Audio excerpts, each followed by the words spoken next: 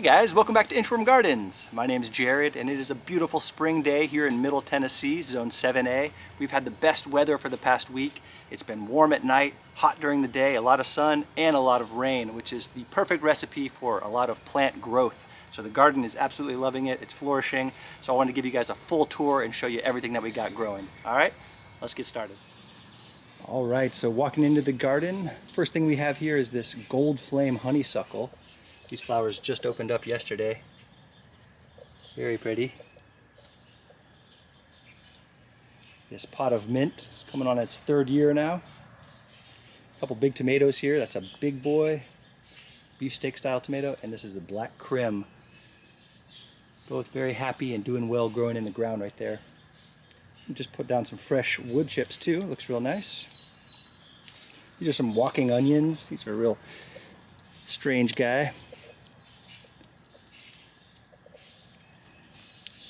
Couple more tomatoes there. This is our bed full of greens, a bunch of different kales, some broccoli, some Asian greens, that's tatsoi and chiji masai. Growing some peas up this trellis too.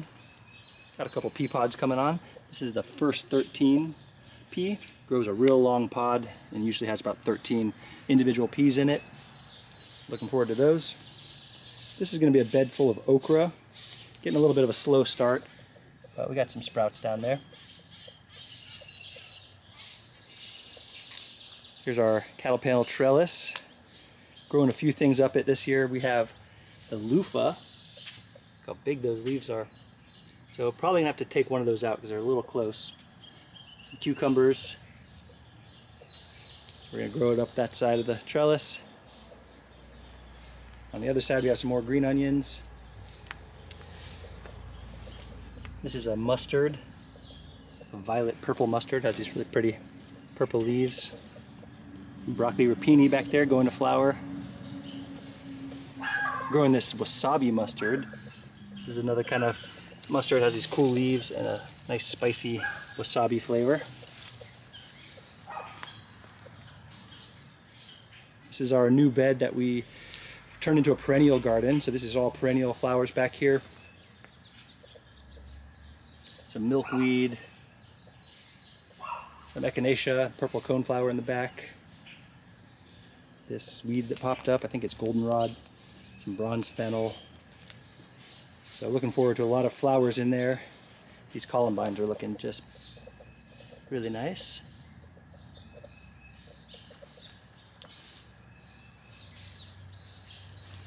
This is the touch-me-not flower. If you've ever grown this, you know how much these will self-seed. So everywhere they pop up, I'm just kind of transplanting them to different areas. So I have them lining the sides of the bottom of this trellis here. I think that'll look nice. Got some basil planted in there.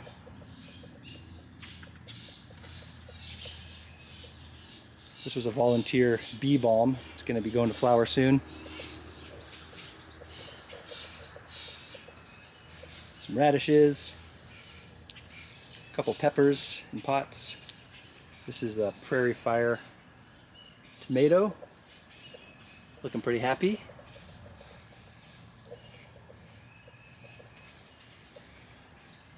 Got a few container tomatoes this year. That's the Green Doctors. So this is a cherry variety that is green even when it's ripe. I've never grown it before, but I do like green tomatoes. Not putting out a huge amount of flowers actually. It has one tiny little flower truss there and then another one here. And this guy split. Look how low he split. Right from the get-go, he wanted to be 2 stems. Well, that's okay. I try to single stem these tomatoes because I grow them a little bit close. The ones in containers I'm not too worried about, but this little wall of tomatoes I have back here, I'll show you. Got to keep those single stemmed. This is a little bed of herbs, oregano, lemon balm. This is an orange lemon balm. Really nice flavor. There's a little lavender tucked down here. Some thyme down here getting shaded out. Got to keep these guys trimmed. These chives. Oh, I just love these chive flowers. And this is our orange thyme, which is also going to flower. So here's the tomatoes I was talking about. So as you can see, these are grown only about a foot apart, which is pretty close for tomatoes. It is possible, but what you got to do is you have to be sure to keep it to a single growing stem. So as you know, they're going to want to keep branching out, but you just got to be a little ruthless and just cut off any of those suckers and just keep it a single stem. If you do that, you can get away with planting them close like this. So I have 12 different tomatoes all planted along the line back there. This is garlic. I kind of made a newbie error. I didn't realize how long it would take to mature. So it takes 240 days for garlic to go from seed to harvest, and I kind of wasn't expecting it. So these aren't actually going to be ready till like mid-June or even July, and this is like prime bed space. So that's okay. They're doing so well. I want to keep them in the ground because I've never actually had a good garlic harvest before, so I'm excited about getting some good garlic. And my plan for this bed was to just grow a lot of ground cherries because that is one of our favorite crops. If you've never had them, highly recommend. They're delicious. So it worked out pretty well because as you can see, these are all just volunteer ground cherries growing within this garlic.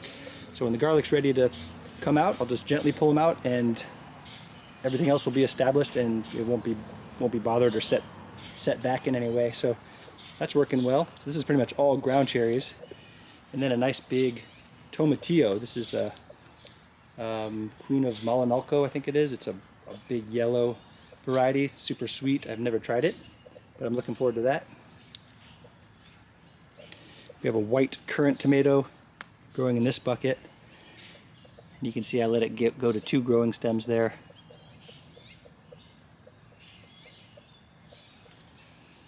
This is our green stalk planter. This is the first year of growing different things inside this. The first couple years I had it, it was just all strawberries, which did well, but I wanted to take advantage of growing multiple different types of plants in one container like this. So I have this nice curled parsley at the bottom.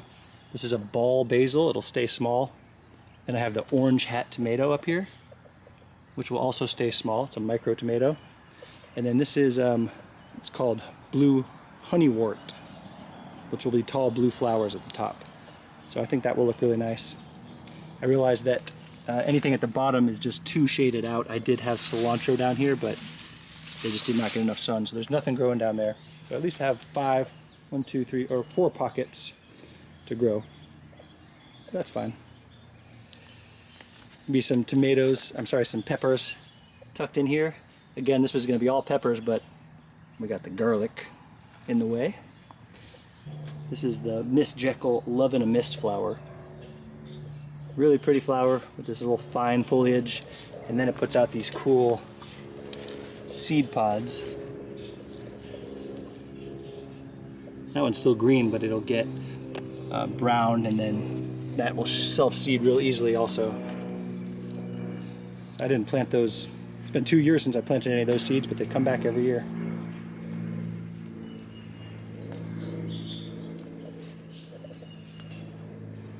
Alright, what else do we have? So this is red-veined sorrel, also called bloody dock.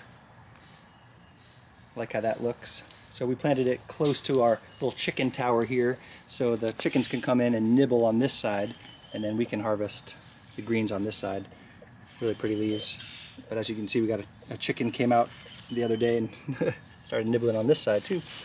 That's alright. We grow extra so we can share with our friends. Okay, this bed we have another tomatillo, the same variety. So I believe you need 2 of them to, in order to get fruit. They need to cross-pollinate. I have 2 of those.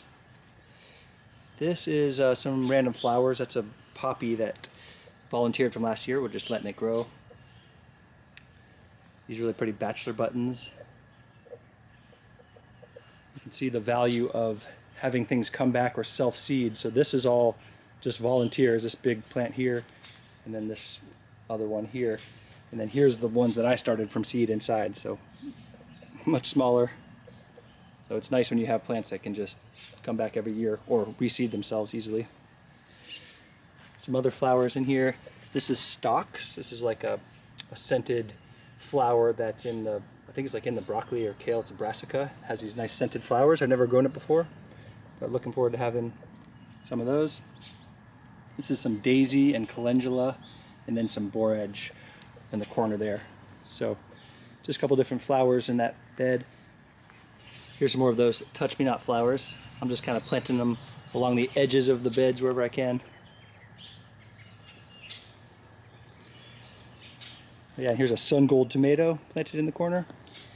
And I stuck a couple peppers along the edge there in between the bed and the chicken tunnel. These are some extra starts. I gave some away, but I still have more. Got to figure out where to plant those. This is comfrey, transplanted from the front yard last year, and that took really well. Here's our little bridge, little garden beds. This is all the hyssop or hyssop. This is the first time we're finally getting some flowers. So this thing needs to start pulling its weight because it's taken up a lot of space. It smells pretty good, has kind of a licorice smell. Didn't get any flowers last year, and it's just now putting out a few small flowers. So I'm hoping that we get a lot of nice blooms on that. Otherwise I might switch it out for something a little more attractive. But for now, it's good. This bed we have some hollyhocks planted. These are going to get like 9 feet tall. Never grown them before, but looking forward to that.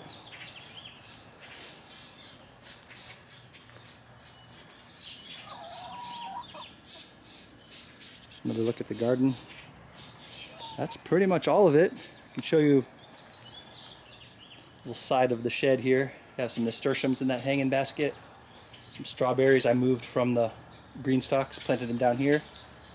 Discovered our new dog Indy likes to steal strawberries, so we have a garden pest among us. Stashed a little tomato back there. Here's the fig that I thought was completely dead. It did die from the top down, but you can see a lot of new growth, so we'll just let it go. Here's some lemon balm that I divided from that main growing bunch over there last year. Planted it over here. It's just taken off. Lemon balm is a monster, very vigorous. Luckily it smells really good too. Yeah, have some little sprouts in here, nothing much else. Alright, here's a look at my 5-year-old son's little kid's garden. So cute. He actually has some good stuff growing. He got an old turnip and stuck it in here. And we've actually been really enjoying these flowers. He has a fish pepper in this bucket here. He grabbed some of the touch-me-nots and transplanted them over here last night. And he's got a little orange hat tomato too. He is a proud and aspiring gardener as well. Alright, here's the side of our house. This is our little berry patch. I'll do a full property tour another time because we have some stuff growing in the front yard also, but let me just show you this side. Little berry patch growing really well.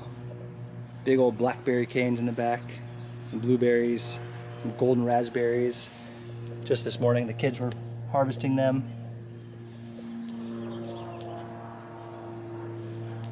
Some more golden raspberries. Put in this little trellis for there's 2 different types of red raspberries growing there. Some more lemon balm. And another tomato tucked in the corner there. It's a Berkeley tie-dye pink. And this is a nice black and blue salvia. So there you go. All right, that's it for now, guys. Thank you so much for watching. I'll catch you on the next one.